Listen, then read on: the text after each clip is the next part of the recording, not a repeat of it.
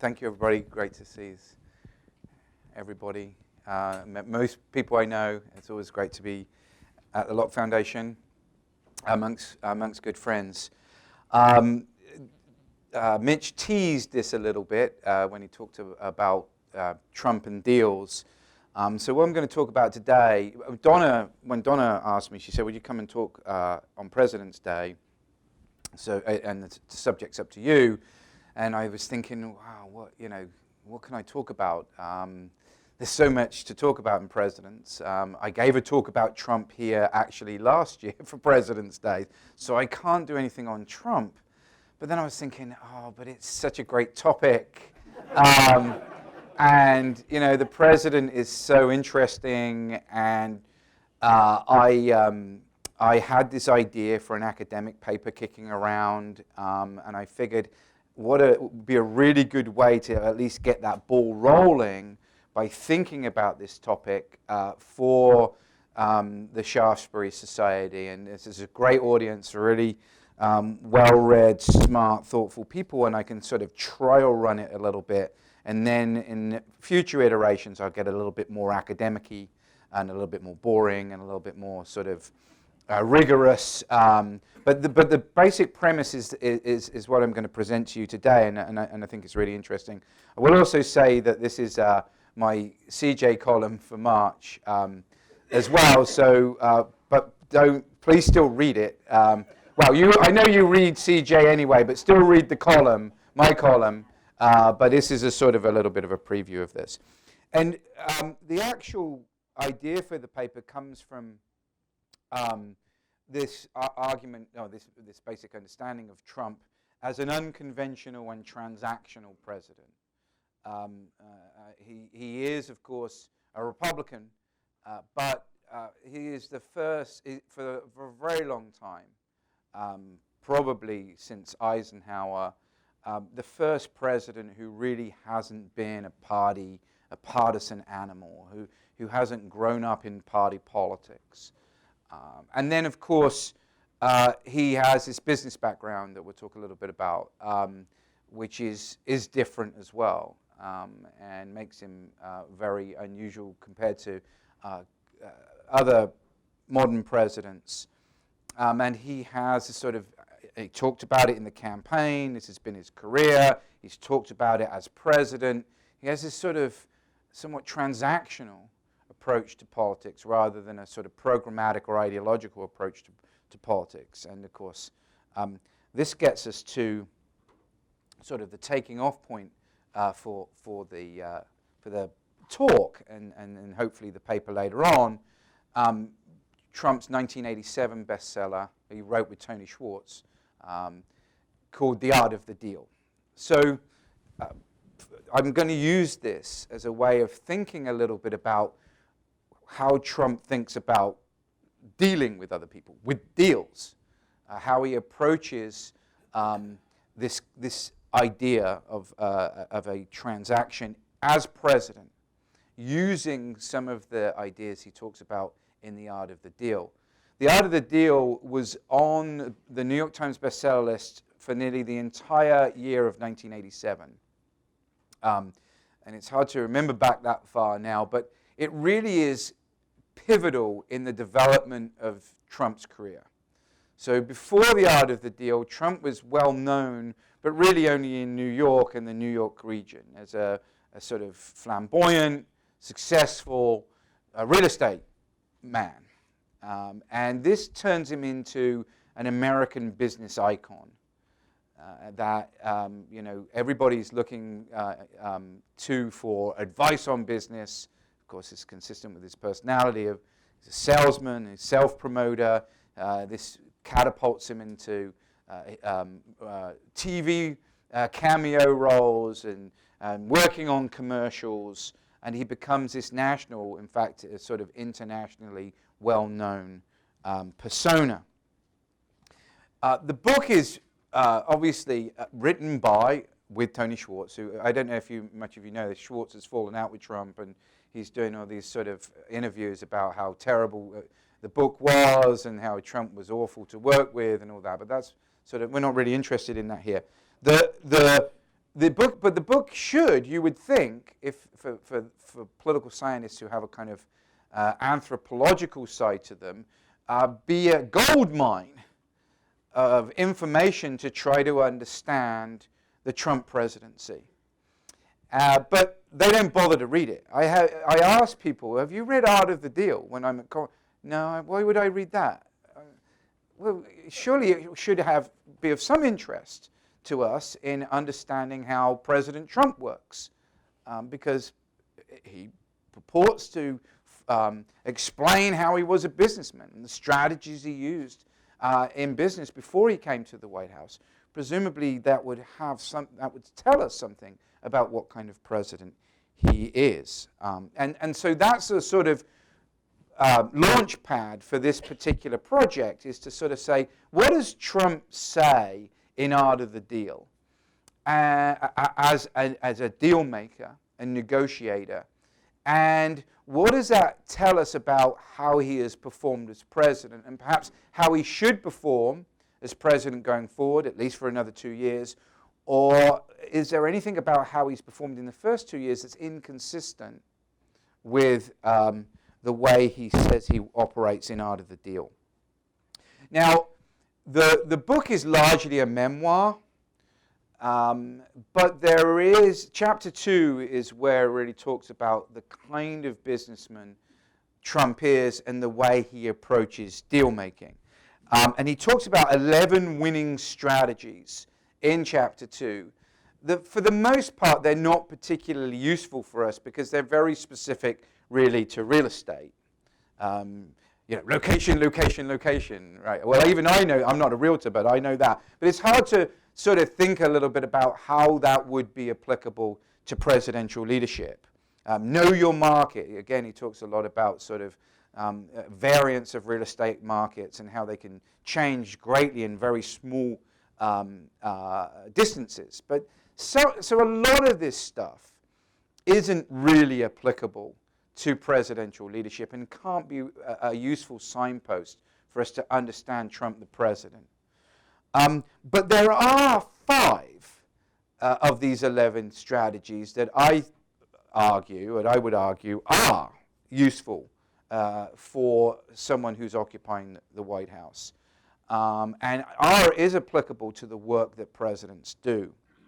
And so what I've done is sort of talk a little bit about these 5 strategies, and then we'll sort of think about how they might be applied to presidential leadership and how Trump has used them as president. And so the 5, simply put, are this.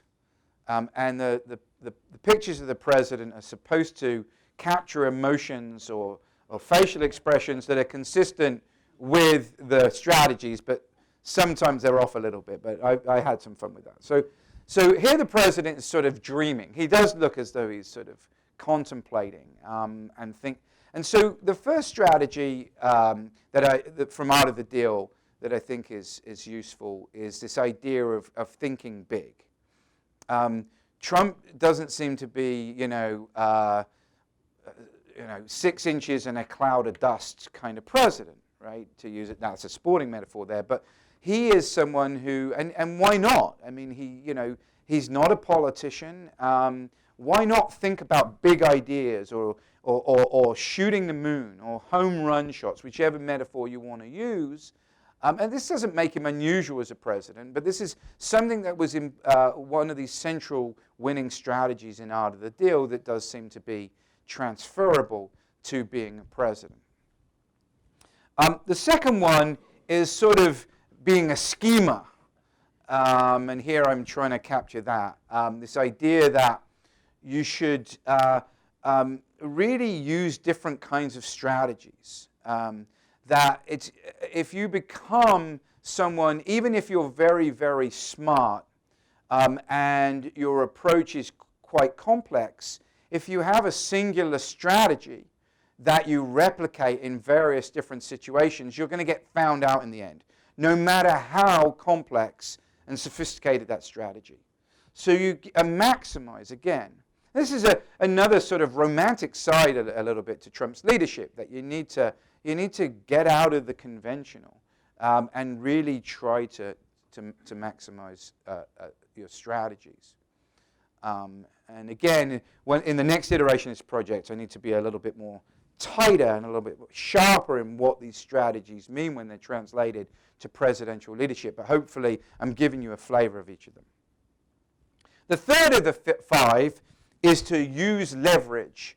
This is a big word for Trump in Art of the Deal, that you really need to, in your negotiations, when you're making deals, you need to exert maximum pressure, as much pressure as you can, on the person that you're dealing with.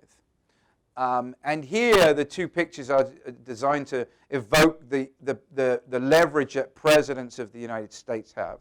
So obviously, here is Trump in the Oval Office. I don't know if that's the actual resolution desk, but it looks like he's in the Oval Office. And, you know, the office of presidency obviously comes with big leverage as a player in politics. And that represents that. But then you have Trump at a rally. I don't know whether this was when he was a candidate. I'm assuming it was when he was a candidate, maybe when he was president. But obviously presidents recognize, and President Trump has been, is I think particularly attuned to this, that public support can provide presidents with leverage and the ability to pressure those that they have to negotiate with as well. And that if you can mobilize public support behind your position, that's going to make you in a better position to negotiate the kind of deal that you want. All right.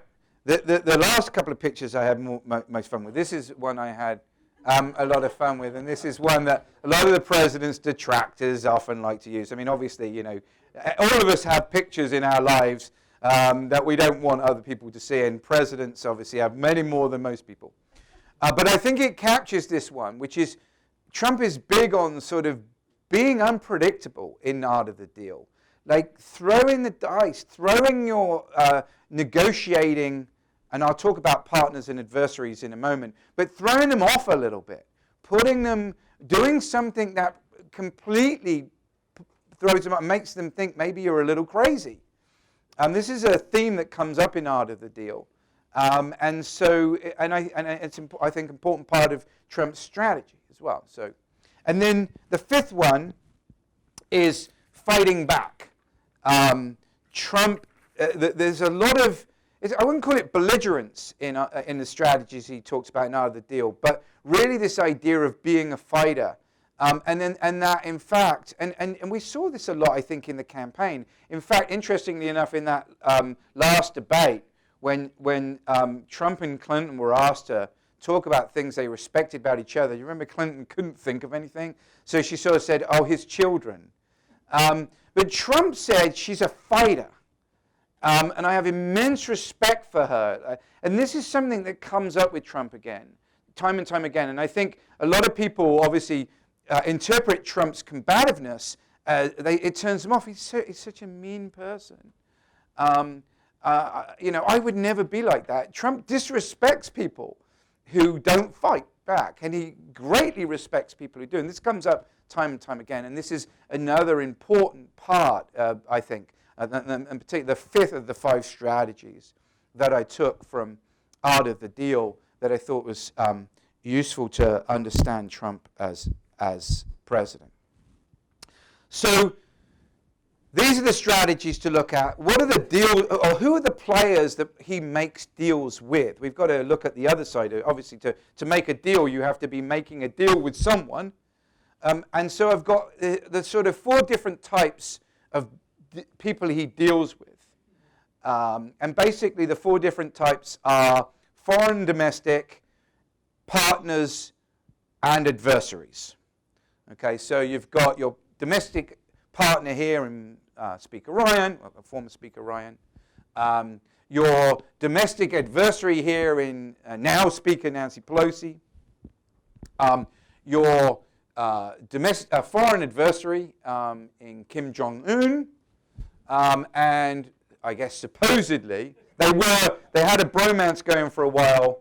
I think apparently it's over now. Macron broke it up.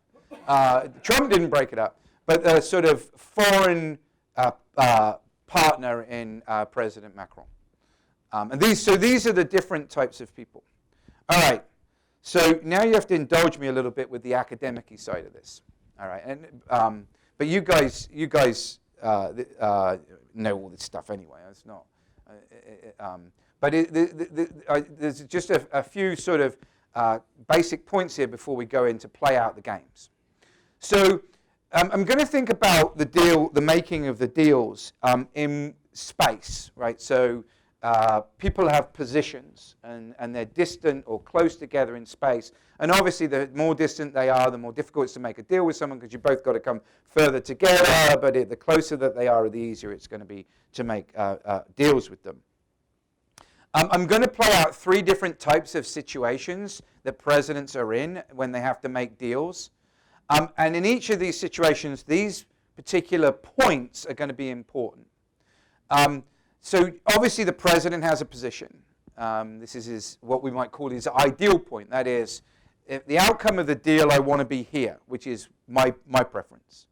Right? This is where I want to be. $5.7 billion for a border wall. That's where I am. And of course, the people he's negotiating with also have their ideal points. And again, as I said, they could be partners, which means that they are close to Trump, but obviously not at Trump's point. To make a deal, if you're at the same point, there's no way to make a deal. In fact, I'll talk about making a deal with someone at the same point you are right at the end. But I'm talking about partners, obviously, or prospective partners are pretty close to where you are. And adversaries are quite far away from where you are. And obviously, in the political sense in American politics, that largely means, not always, but largely means Republicans are going to be closer to Trump than Democrats, right? But most of the time. And then people like Macron are going to be closer to Trump than Kim Jong-un, right, when he's talking about negotiating with foreign leaders.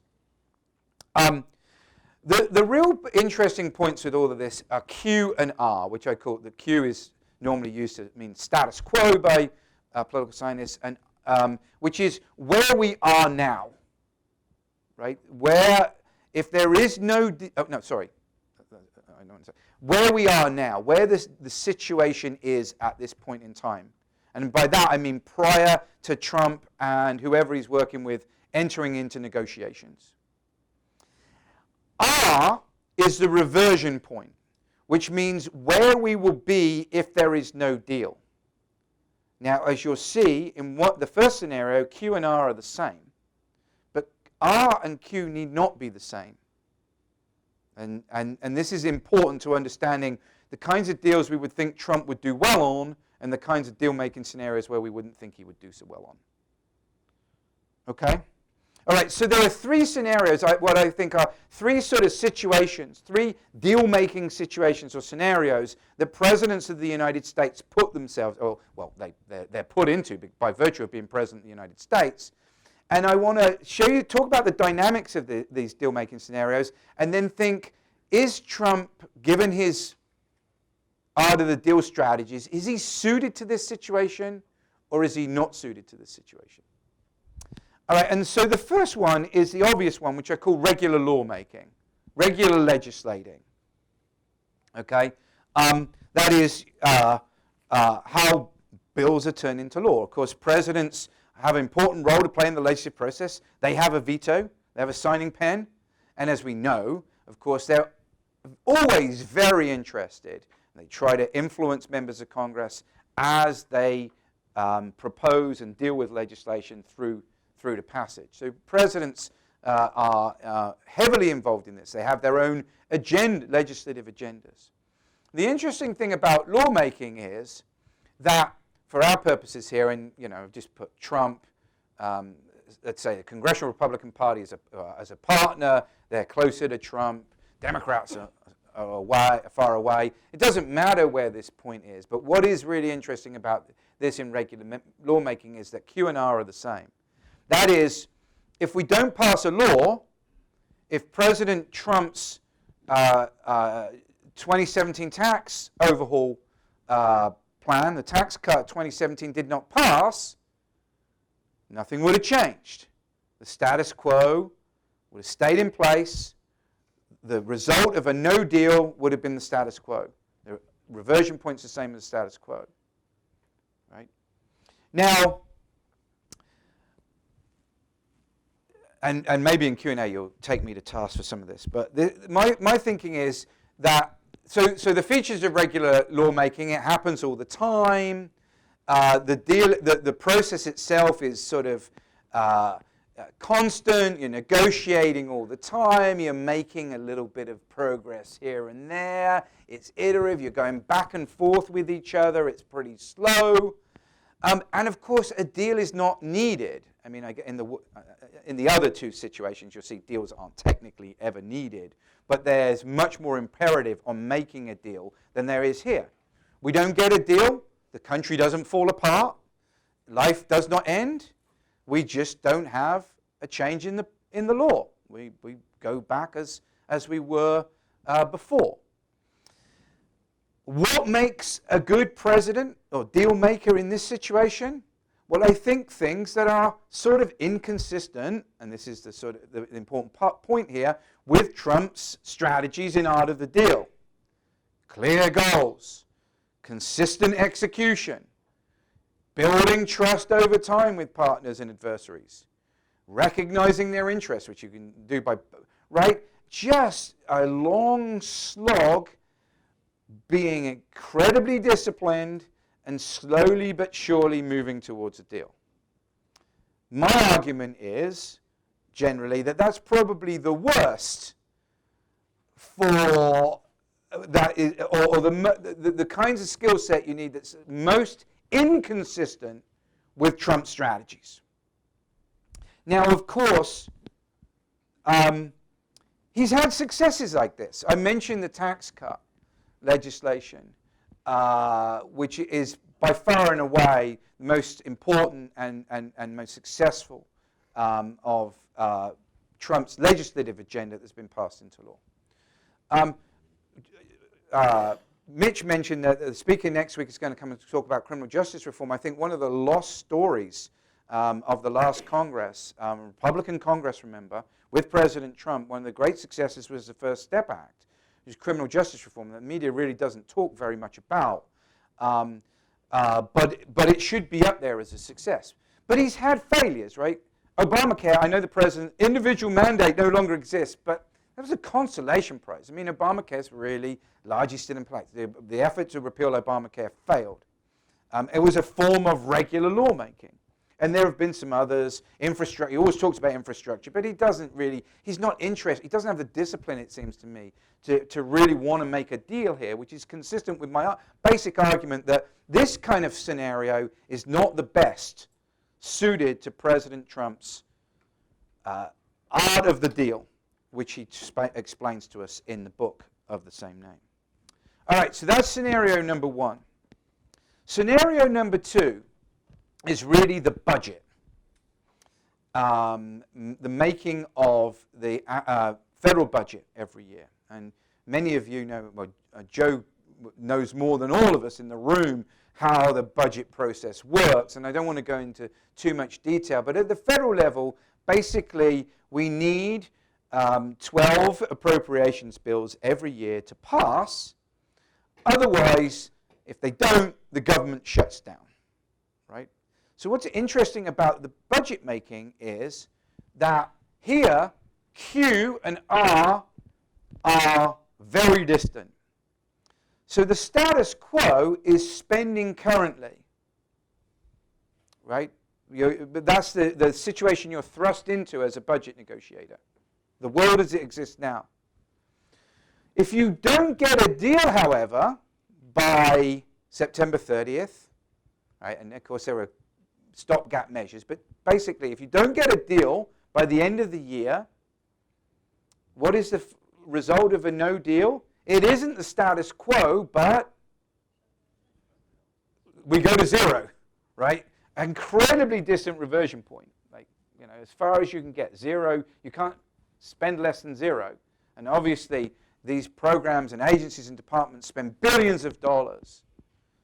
So, well, that's what a shutdown is, zero. There is no money available to do that.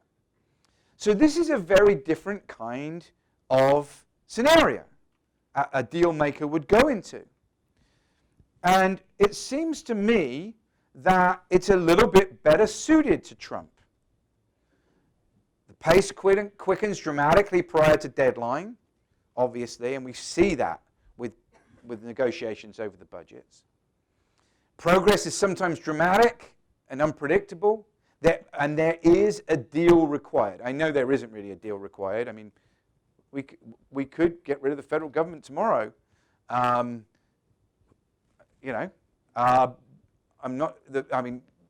wouldn't hit the Earth if that happened. But you can understand the political imperatives for getting a deal of some kind, right? So this drastically changes the dynamics, and I think it helps. It's a little bit more consistent with Trump's strategies. So particularly the use of leverage, particularly the ability to gamble a little bit more, because the pressures to get a deal should be felt on the other side by your partner or adversary, on the other side of the deal-making equation. There are some strategies that I don't think Trump is particularly good at with this as well, but to a large extent, the budget-making scenario should be a little bit more consistent with Trump's deal-making strategies. But of course, funnily enough, in many ways, and this goes against my theory, the empirics aren't quite as consistent. In many ways, you could say he's had more success with scenario 1, even though it's less suited to his approach, than with scenario 2. Right? So we've all lived through the shutdown and the end of that in the past few weeks. The president, I think it's fair to say, lost or did badly, not least because he could have got more earlier on in the process than he actually ended up with. There are a number of reasons, strategic mistakes he made in the government, not least by saying, I'm really proud of the shutdown, I own it, regardless of what happens, right at the beginning. But a lot of us now forget that he really sort of failed in the first budget, when he basically cut a deal and cut off at the knees Paul Ryan and Mitch McConnell, cut a deal with Chuck Schumer and Nancy Pelosi in September of 2017 in the Oval Office. Completely upending his strategy, completely apparently going against his preferences and what he wanted to come out of the deal. So interestingly enough, although my theory would suggest the president's better in scenario number 2 than scenario number 1, perhaps you could say he's been done better at regular lawmaking than he's done at budget making. The third and final scenario is when the reversion point is unknown. That is, what happens if there's no deal? We don't know. And the obvious application of that is when you deal with foreign leaders, when in negotiations between countries. And here the president is dealing with his equivalents in foreign countries. Because, so for example, so here R is question mark. Q is somewhere, but R could be at Q or it could be, we don't know. So you think about with North Korea. What is the outcome should there be no total deal? No, I mean, I don't know what the end of the scenario is, but a fully fledged, comprehensive treaty between the North Koreans and the United States. What's the reversion point? I don't know. It could be war. It could be, we're going to be really pally with you anyway, but there won't be a treaty. That is fluid, unlike in the domestic arena. And here, I think this is this scenario is mostly favorable, most favorable of the three, to Trump's negotiating style, to the keys to his art of the deal. Reversion point is unknown.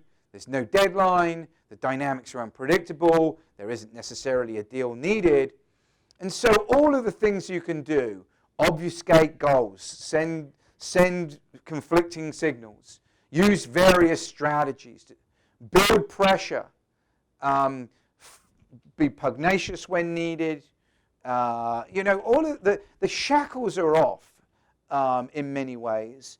And that seems to me to be much more consistent with the art of the deal, at least as Trump described it in his 1987 book. And I think the way, in many ways, he is president and approaches deal making as president. And so, as you might suspect, he's had a lot of success, I would argue, in this arena. With the European Union basically buckled to Trump on trade. So did the Mexicans and the Canadians in the renegotiation of NAFTA, in which he showed, I think, some of these strategies.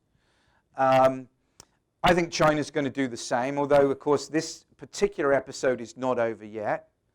Talking about unpredictable reversion points, the reversion point, presumably in this, would be the 25% increase in tariffs on March 1st.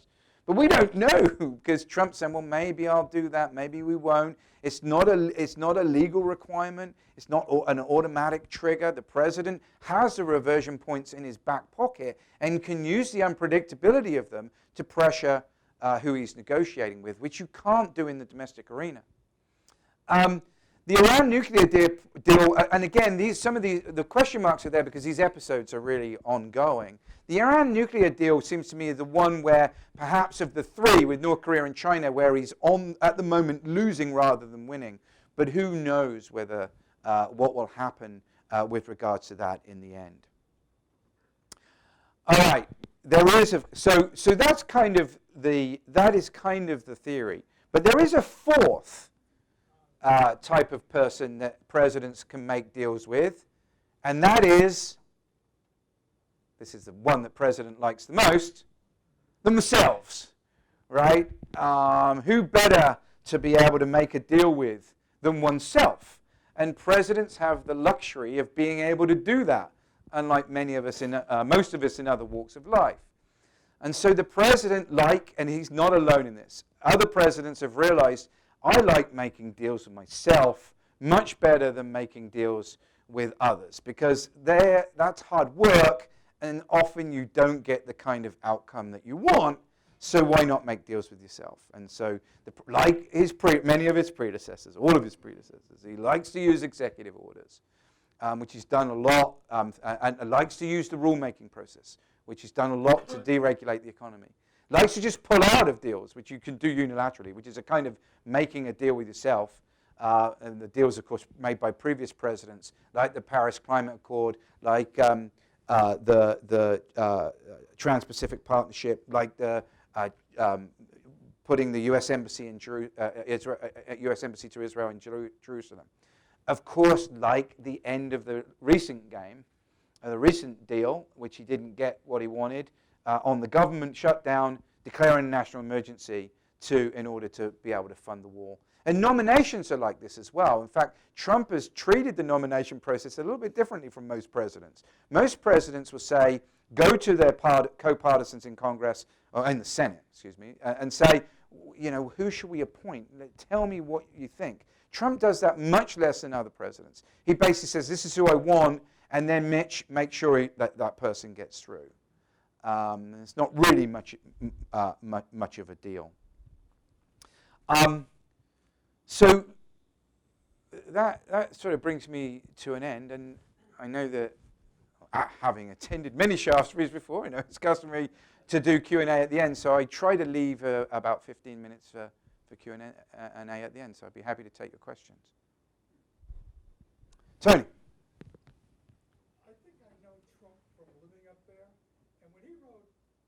You mean New York rather than Washington? New Jersey. Oh, yeah.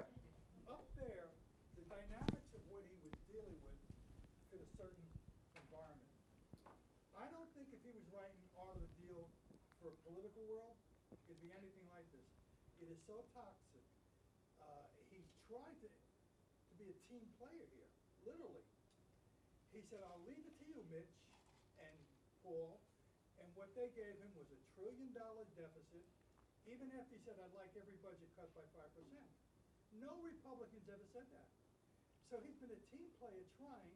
He expected them to go with Obamacare out. They've been promising immigration reform. They didn't do anything. He proved them wrong when he said, I'll double DACA. And the Democrats said no. He exposed them. The dynamics are so different. Yeah, no, they are certainly very different. And I'm interested in the assumption here is that the art of the deal is a admission by Trump of the kinds of negotiating strategies he liked in business. To the extent that people, when they become president of the United States, are pretty old.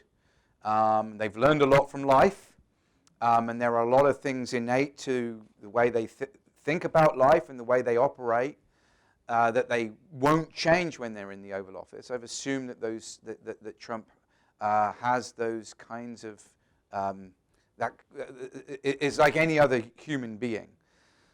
You're making the argument that actually, he changed overnight almost on January 20th in 2017 and said, I'm president now, so everything, or large amounts of things that I learned or did when I was a businessman, I'm not going to do anymore. Maybe you're right, in which case this becomes more of an intellectual exercise than a piece of political science and an observation of President Trump. The one last point, with all the stuff with Cuomo and de Blasio, the Democrats have a Republican president who is more like FDR than ever before. He will give him infrastructure, he'll give him an energy grid, he'll redo New York City, and they hate him so much, they won't even work with him. Yeah. And all of that's obviously true. Go back to your first point about McConnell and Ryan and the budget. And the president is sort of sitting back and letting.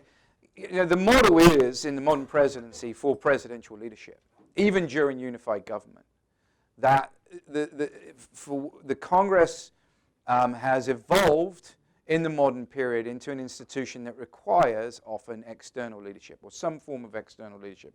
The expectation that the president has an agenda, and that they are going to, when it's under the control of the same party of the presidency of the president, they are going to try to get as much as he wants done through. And the president listed a whole host on the campaign trail, a whole host of things that he would want to see done if he was president. Now, you might say Obamacare repeal was part of Republican orthodoxy, perhaps before even Trump was a Republican.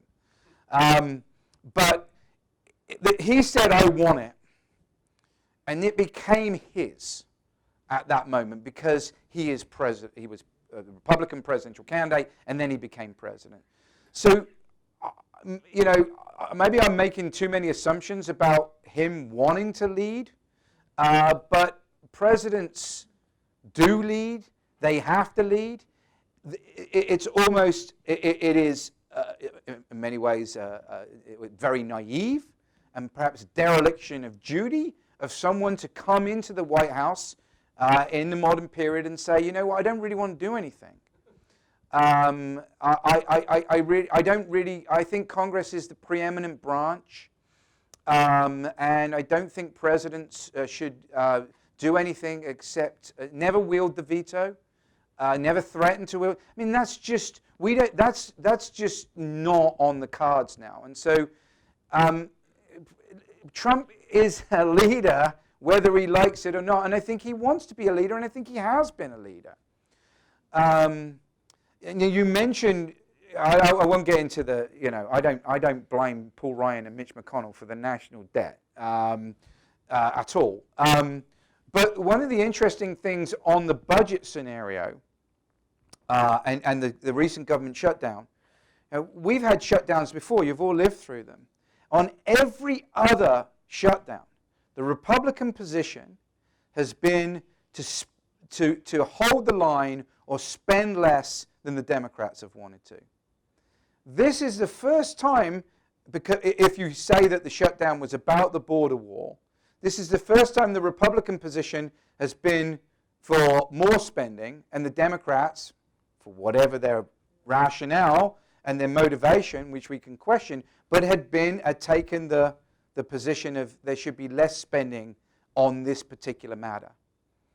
So I think that, I think that's sort of telling about the president's position on budget sometimes. He sometimes he wants to spend more, sometimes he wants to spend a lot less. But compared to Republicans in Congress, sometimes he takes the big. He took it with Chuck and Nancy in September 2017. He took the big spending position that the Speaker and Majority Leader McConnell wanted to take. So on the budget thing, I take a little bit of an issue with you. You said from the beginning, it's the 12 funding budgets. That's not the president. No, but he does under the law. The president must issue a budget annually, which is the sort of seen as the starting point, and he does have the veto, and he does have to sign appropriations bills into law as well. Other questions? Yes, Russ. A little bit of a variation on the same theme. Yeah. The scenario of successes that you painted have all been the scenarios where Trump was free to maneuver.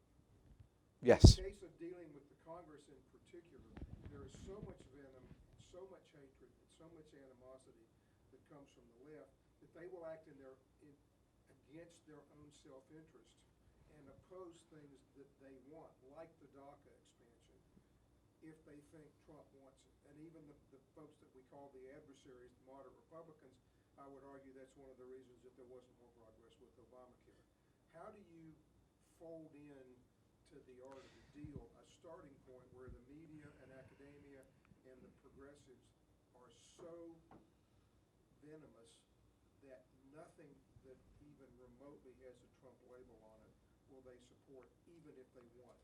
Yeah, well, let's talk about it in the context of Congress, right? And obviously the congressional landscape has changed tremendously with the 2018 election. So now obviously the Democrats in the majority in the House. They weren't in previous 115th Congress with Republican majorities. So now the thinking is, and this has been a situation in Congress for some time, that basically many members of Congress, if not most, if not maybe all of them, are motivated, and what they do is for political effect rather than in order to advance policy. So Russ just mentioned the scenario with the sort of Trump acting Trump-like, out of the deal-like, shook things up a little bit, became unpredictable and said, double down on DACA, which the inclination of a lot of Democrats was, hold on, that's a trap, right?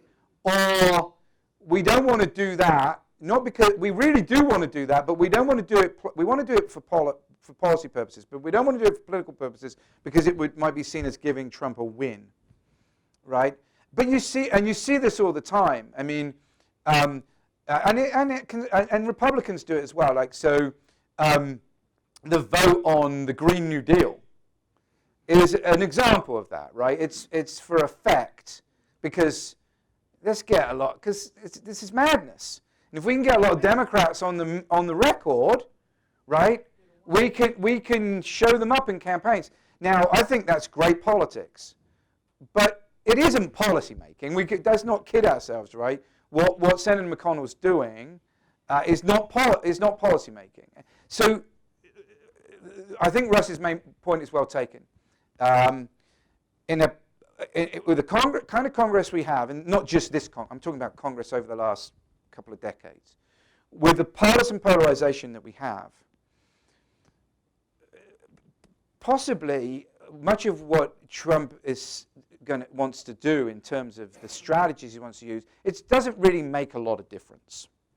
It's going to be really, really hard to get deals under certain situations, and so easy to get deals under other situations, like unified government, that it doesn't matter what kinds of strategies you use. You're going to get what you want. And so that point is well taken. And that really a lot of the interest in this is really in scenario 3. Because that's where presidents, given how you describe the context, that's where presidents really have free reign. One thing I do like, everything that Russ says is well taken. What I do like about the difference between 1 and 2, though, is this play on the reversion points and how really Trump, I would think he would be a pretty good budget player, even despite all of this that you've said. And he kind of has blown them a little bit, even though he's been really good with foreign leaders, even though, he won't get the tax deal done now, right? And that's part of your point. But that's the surprising thing to me, that yes, 3 is where all the action is, but I want to keep 1 and 2 in this project because there is some really interesting outcomes there that are not expected. Roy. Andy, I wonder if the big difference that Trump faces in business as opposed to government is kind of identifying the objective functions that people sitting across the table from, right? He's always been used to an environment that, quote the Godfather, right? That's business, not personal. Yeah. He's dealing with a situation now where at least a big part of that objective function is that flip, right? It's personal, not business, for the people he's dealing with across the table. That's not a negotiating environment he's had to deal with before. And is that part of what's really, I think, throwing him off? Possibly. I mean, it would be folded into the art of the deal, right? Because, Tony said, Trump's president now, so he, and I'm being a bit unfair to Tony, but like Trump's president now, so he just sort of pivots and says, okay, the other deal doesn't matter anymore, it's a completely different scenario. And it's sort of what you're saying here, that the scenarios are different, and so this is why he's not doing as well in some things as we'd think, maybe doing better in other things than we would be able to predict. Yes, certainly. And that's a sort of part of the point of this. This idea, this project, is that you're taking someone who's created sort of philosophy of how these things are done and thrown them in a completely different environment where the scenarios are different, the process is different, and as you say, Roy, the interests of your partners and adversaries are different. You used the Godfather analogy, but we've already, Russ was talking about this. There's a lot of theater in politics that there isn't in business, right? Because the audience is different. So you want to make a deal in business, you don't really care what your reviews are like. Your shareholders are going to give you reviews, and those are going to be based upon, business rather than personal stuff. But in politics, you can make something come off well theatrically for this broader audience, which is presumably is largely the public. That really didn't help your policy interests, and we just talked about a couple of examples like that. But that, in some ways, I think, might not necessarily hurt Trump as much as it helps him. Hurt him as much as it helps him. Because to a certain extent, although yes, he went from business to being into politics, there's always been something theatrical about him, right? What was the purpose of Art of the Deal? To sell books, to win an audience. What has a lot of his career been but theatrical? And so I agree with your basic premise that we've gone from put him in two completely different situations, and that explains a lot of the variance here. But to a certain extent, some of these things he was talking about are kind of the things that I would think some business people would say, no, I don't think that's the art of my deal, because I don't, the people I negotiate with, they don't want these flourishes. They don't want these, because he's always had a flair for the theatrical. Yes, Bob. In the budget negotiation, you had the Q and the R very different. Yeah. In one sense, it seems that way, but in another sense, they're not very far apart at all. Because when we shut down the government, the spending doesn't change. Well,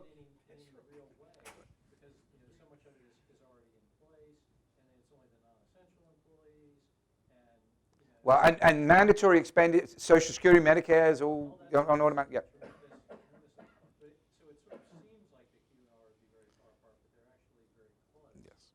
And I was trying to think of another legislative thing that would put them further apart, because I think in the budget thing, it's all theater. As a practical effect, you're totally correct, Bob. So what happens is, and this is Aaron Wadowski, who famous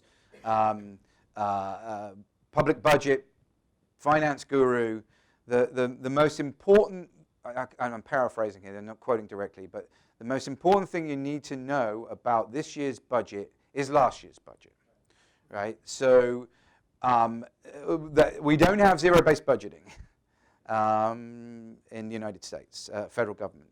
Some organizations have it, we don't have it. And so budget writers work off of last year, but in theory, it does go to zero, right?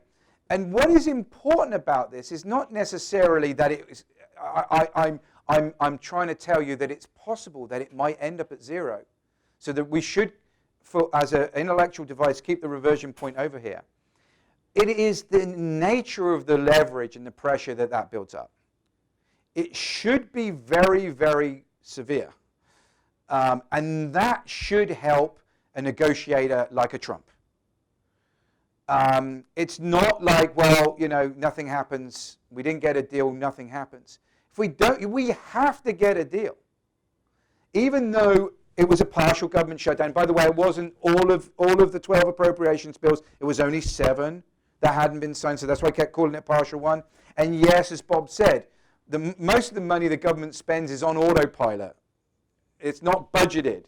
It's entitlement, it's Social Security, Medicare, and what have you. And debt servicing as well now, right? That's all on autopilot.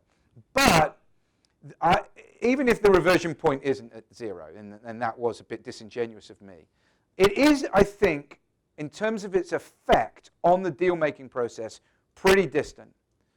It does create an awful lot more pressure than the regular legislative process does, and that's kind of what I was trying to do in talking about them being distant.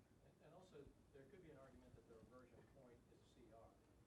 Yes, which again, you know, but we've done, but again, that we have CRs. And this year we had CRs, right? The CR got us through to December 22nd. But that just kicks the ball, that just delays the outcome. And we're CR now. Yes, and often the CRs are the deal. They're the end, but they don't have to be. They're just one choice. But you're totally right. The practical effects tend to be that it's a sort of like last year's budget. But the point of having the extreme reversion point is to signify the kind of pressure that's at work that isn't in work in regular lawmaking, and that should, bottom line it for this talk, should play more into Trump's hands, but funnily enough hasn't seemed to have. How about one more question? Yes, Bruce. So something where the sequester might affect next year's budget talks, or can you comment on that? What kind of leverage that might give? Yeah, so we've had so this went in 2013. This is beyond this talk, but since Bruce brought up this and we've been talking about budgets. So the sequester went in effect in 2013, which was a goal really to try to get at spending, discretionary spending. And it was basically a bipartisan kind of agreement. This is really with the Obama administration and congressional Republican leadership to get a handle on this. And there were these scheduled cuts going out into the future on both the domestic and defense side that were designed to really grapple with our spending issues. As you went further in time, and that's 5 years ago now, the cuts would get deeper and deeper and deeper. Of course, what has happened is the kind of dynamic that Bob talks about, that those reversion points are pretty distant and therefore pretty painful. So what has Congress and President Obama and President Trump done? They've cushioned the blow. They've punted further forward and backfilled some of the spending, so the pain isn't so great. But we have budget deals that expire. And so at periodic points in the future, sequestration comes back into play. Whether it's a meaningful kind of pressure, obviously, people like Bob are extremely skeptical, and of course, recent events suggest they should be skeptical, and I'm skeptical. I'm in the skeptical camp as well. But that, when people start saying, the sequestration, they're starting to think about this pressure of a fairly extreme, not zero in this case, but fairly extreme a reversion point distant from the status quo, and all the pressures on us to make a deal. And of course, generally these deals are, let's punt, let's fudge, and this will all come to a head again in 1, 2, 3 years down the line. And that's sort of how we've been budgeting for a long time now, with this sort of muddling through. We're going to do big things. Let's create procedures that make us do drastic things because our budget is in a mess, and then they fudge their way through it. And we get a little bit of change here and there, but the general picture is the same. If you have a really pressing question, I'm sure Professor Taylor will be happy to answer after the formal presentation, but for now, let's go ahead and thank you for coming. Thank you very much.